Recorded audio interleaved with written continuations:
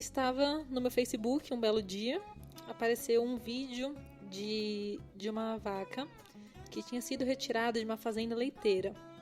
E aí, para quem não sabe, vacas de fazenda leiteira, elas são engravidadas constantemente. Elas têm os filhotes retirados com 2 dias no pós-parto, para que possa se retirar o leite e para a gente poder usar esse leite. Bom, essa vaca foi retirada, ela foi resgatada e foi para um santuário. E não sabiam que ela estava grávida. E aí a vaca pariu e durante uns 7 dias, um longo período de tempo, ninguém viu, porque todo dia, toda noite, ela retirava o filhote e colocava em outro lugar para esconder, de forma que nenhum humano visse. Então, porque ela sabia que se um humano chegasse perto, teria o filhote retirado dela.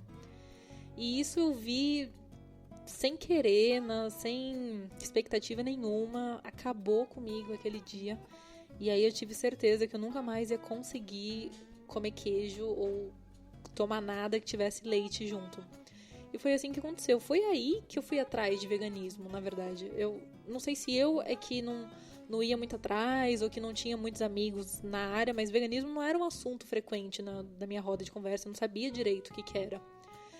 E aí fui conhecer. Foi a partir desse momento que eu tirei leite, tirei queijo. E aí eu falei, bom, se é assim eu vou precisar tirar o ovo também, né? Comecei a estudar mais sobre o processo das galinhas poedeiras.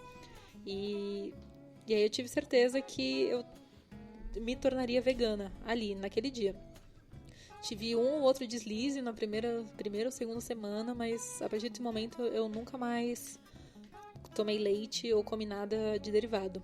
Com o tempo, eu comecei a pensar nas roupas, nos cosméticos, entretenimento, e aí fui tirando aos poucos, substituindo. Foi isso. Massa. E você, Diogão? Como foi pra você? Cara, eu sempre namorei a causa, assim, desde pequeno, olhava e dizia, poxa, um dia eu serei vegetariano. Eu sempre achava uma coisa muito nobre, muito legal, assim. Mas eu nunca tive nenhum estímulo, assim, de alguém próximo. Eu tive uma tentativa frustrada de ser vegetariano com uns 18, 19 anos e... Nossa, não deu nada certo, não tinha muita opção, não tinha muita informação. E aí, de uns anos pra cá, eu comecei a me informar mais. E teve um vídeo que me impactou muito, que foi sobre a criação de ovos. Como vivem as galinhas poedeiras em gaiolas de bateria. E é assim, é um inferno na Terra, é muito assustador. Aquilo me impactou muito, assim, e foi a primeira coisa que eu tirei. O que geralmente é o último produto que as pessoas tiram, né? Foi o ovo. Eu também vi essa história que a Juliana colocou de uma mãe sendo separada, a vaca tendo o filho separado e tentando esconder o filho. Eu vi uma imagem de um cara pegando um bezerro, colocando num carrinho e levando, e a vaca tentando correr atrás, assim, o carrinho se distanciando. Isso foi o que me fez tirar o leite, foram essas duas imagens, assim. Talvez eu acho que eu possa dizer que eu seja mais sensível ao sofrimento animal do que ao abate, do que à morte. Claro que é horrível você ver um abate, é muito cruel, mas eu me incomodo muito mais quando eu vejo um bicho na gaiola, quando eu vejo um bicho preso ou sofrendo, assim, de uma separação de mãe e filho, né?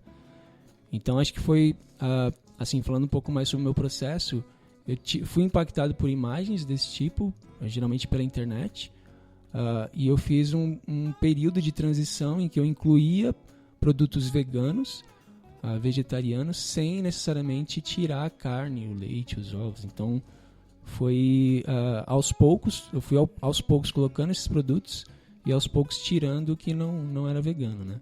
E aí quando eu vi, eu não tinha mais opção de coisas não veganas em casa.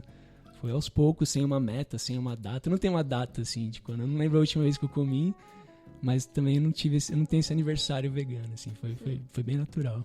Existem estudos, né, que mostram que quando você retira gradativamente, o percentual de sucesso é maior do que quando você faz de forma súbita.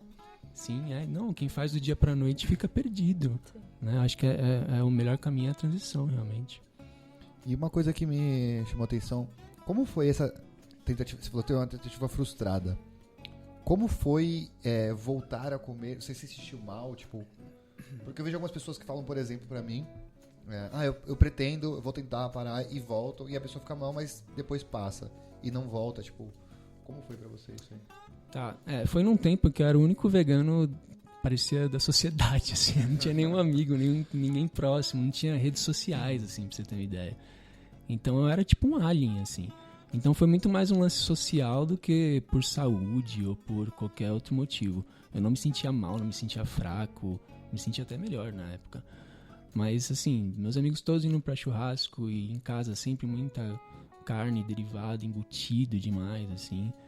Então foi por assim, sabe, falta de saco pra ir atrás das opções e ter que percorrer a cidade atrás de um mercado que tinha um creme de rom, sabe? Eu acabei cedendo, mas eu tinha em mente que era uma fase também. Poxa, eu vou ceder agora pra me preparar melhor e aí quando eu voltar ao vegetarianismo eu vou voltar de vez. Então quando eu voltei a comer carne eu sabia assim, que era assim, cara, eu não fiz direito, deixa eu voltar tudo, fazer certo pra não passar por isso de novo, de ter que voltar. Nunca foi prazeroso pra mim, nunca foi, ai, que bom que tô voltando a comer churrasco. Era sempre um assim, caramba, que chato que é isso que vai matar minha fome hoje, né? No meu caso foi quando eu fui pro Mato Grosso, cara. Obviamente a ideia já estava sendo plantada várias vezes, né? O Luiz aqui na frente foi uma das pessoas que impactou. Teve um outro amigo nosso, o Cláudio, da NOC, que ele foi o primeiro amigo nosso, acho que a ser declaradamente vegetariano, vegano. Ele se tornou crudívoro um tempo, né? Então ele ficou 1 ano e meio totalmente crudívoro, né? Pra quem não sabe, crudívoro só se alimenta de coisas cruas, frutas, saladas, enfim, legumes. Castanhas. Oi? Castanhas, né? Sementes. Putz, é uma dieta super legal, que eu gostaria muito de ter mais, inclusive. E a sementinha foi plantada várias vezes. Quando eu cheguei no Mato Grosso, que eu fui pra Chapada dos Guimarães, e eu via que, assim, de um lado era chapada super linda, do outro lado era pasto ou plantação de soja, mano, aquilo bateu pesado em mim, assim, tipo... Porque você sabia que aquela plantação de soja era para produção de ração, né? E eu sempre fui um cara muito mais da ciência, eu precisava de números e tal. E eu comecei a olhar aquilo em números, né? O quanto de soja tinha ali, o quanto de gado tinha ali, a produção de metano que aquilo tinha, o impacto pro meio ambiente como um todo.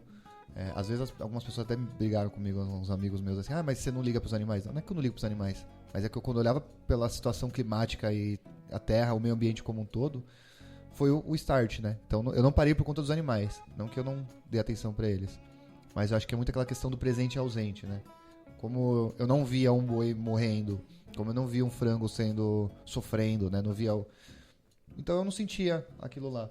Mas quando eu vi de perto o impacto de toda essa indústria, foi quando eu me senti mal. Hoje eu sou ovolacto, né? Tentando a transição entre vegetarianismo estrito e o veganismo, né? Tô cortando, às vezes rola aquele deslize de comprar um produto que não tem, enfim.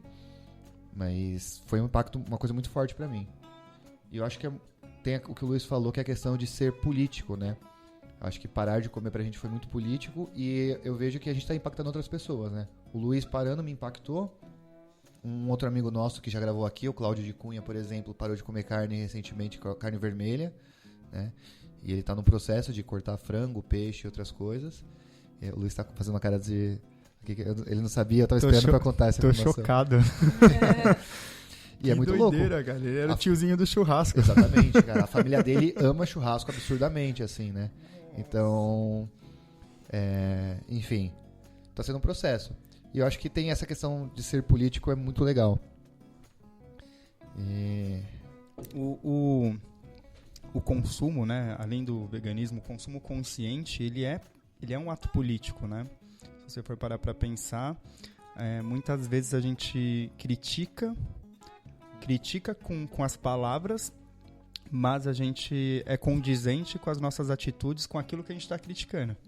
Então, é essa história da floresta amazônica pegando fogo e o pessoal assistindo isso, falando que é lamentável e comendo um bifão lá, sem ter essa relação, né? Tipo, da causa-consequência.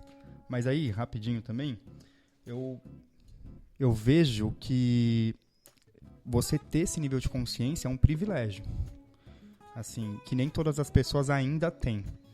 Então, quando eu tento conversar com as pessoas sobre isso, eu tento sempre me colocar na condição de que conseguir acessar esse nível de consciência, como eu faço para que as outras pessoas também consigam. Mas nessa linha, assim. Eu penso que nem você também. Porque às vezes eu vejo uma galera que enfrenta, e é um enfrentamento tão pesado que acaba afastando a pessoa. Eu vi uma vez num grupo um comentário que o cara falou assim: ovo lacto vegetariano é tipo ajudar o cego a atravessar a rua, chegar do outro lado e roubar a bengala dele. E eu fiquei pensando, cara, se ao invés de você criticar o ovo lacto, você desce a mão pra ele e fala: mano, vamos tentar cortar esse ovo, vamos tentar cortar esse leite, né?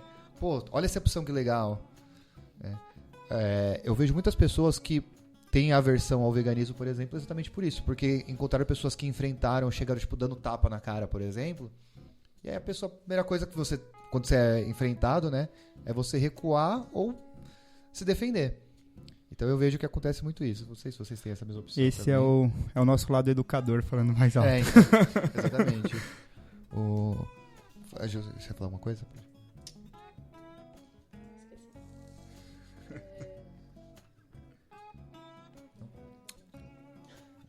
Eu penso que, assim, se a gente falar do lado político da coisa, eu acho que o veganismo está muito próximo de todas as causas das minorias em geral, assim, todas as causas contra a opressão, né?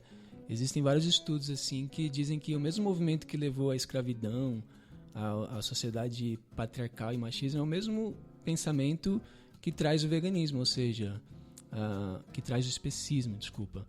É aquele sentimento de que a minha espécie é melhor do que a outra, o meu grupo de seres humanos é melhor do que o outro.